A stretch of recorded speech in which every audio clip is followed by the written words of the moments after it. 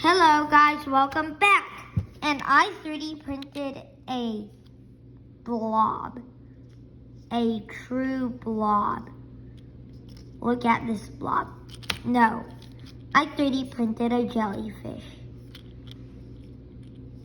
Look at this. You can download it on Thingiverse for free.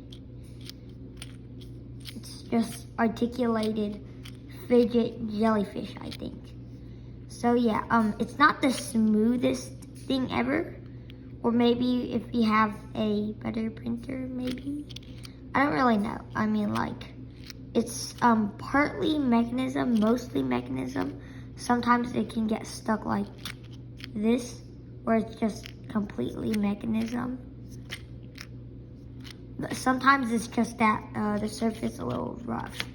So yeah, collapsible.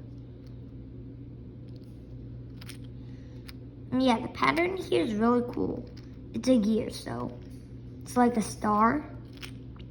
And when you extend it, you can see the spokes. So it's a pretty good print. And it doesn't take too long. So yeah, bye.